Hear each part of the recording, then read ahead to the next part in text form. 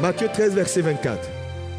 Il leur proposa une autre parabole et leur dit: le royaume des cieux est semblable à un homme qui a semé une bonne semence dans son champ. Oui, on peut continuer. Mais pendant que les gens dormaient, son ennemi vint et sema de l'ivraie parmi le blé. Je vais paraphraser la suite, vous connaissez l'histoire. Et donc les disciples viennent plus tard et ils remarquent, ils font une remarque.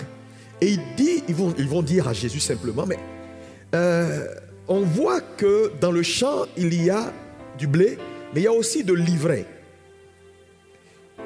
Est-ce qu'on peut aller enlever cette ivraie-là? C'est sûrement l'ennemi qui l'a semé. Et Jésus va leur dire: non, ne touchez pas à l'ivraie, parce que en voulant déterrer l'ivraie, vous êtes capable de faire quoi? D'endommager le blé.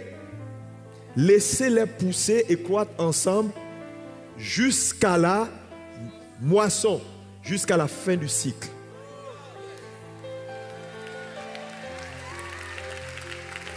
Qu'est-ce que Jésus est en train de nous révéler?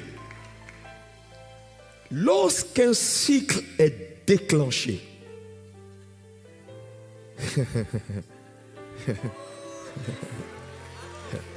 c'est dangereux. Les gars, c'est très dangereux. Sincèrement, c'est très dangereux. Parce que j'ai posé cette question au Seigneur: pourquoi on ne peut pas enlever l'ivraie quand il est semé? Il dit non. Si vous touchez à l'ivraie, vous pouvez toucher à la bonne semence. Mais laissez-les croître à la fin. Ça veut dire une mauvaise semence, on ne peut que la détruire lorsqu'elle a porté son fruit.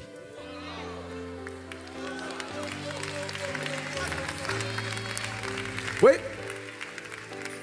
C'est en cela que vous devez faire très attention.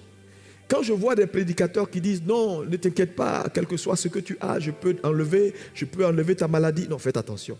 Si vous prenez une mauvaise semence, ou vous vous instruisez, c'est-à-dire vous donnez une mauvaise semence, si vous n'avez pas mangé de son fruit, vous ne pouvez pas la détruire. C'est dangereux un cycle. C'est pourquoi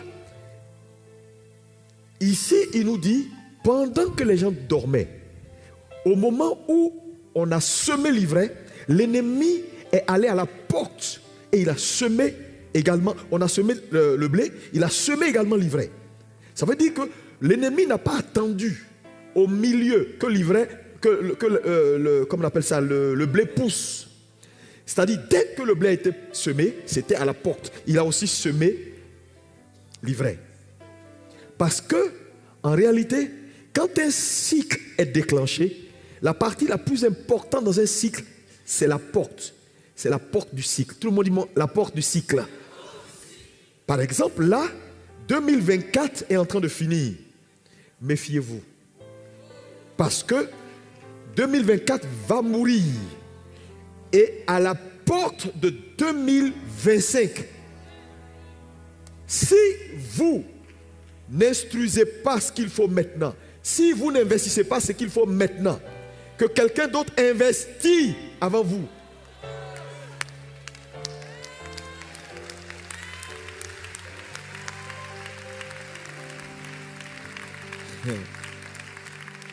Je prie que tu comprennes ce que je suis en train de te dire ce matin.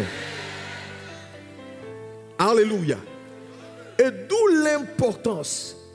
Parce qu'un cycle enfante, elle perpétue quelque chose. En début, à la porte. Est-ce qu'on peut me dire amen? Donc, c'est la fin du cycle qui engage la mort de ce qui a été introduit au début du cycle. Ça veut dire quoi? Si j'introduis quelque chose au début du cycle, elle ne mourra qu'à la fin du cycle. C'est pourquoi Satan aime les portes et travaille beaucoup aux portes. Malheureusement, c'est aux portes que les chrétiens dorment.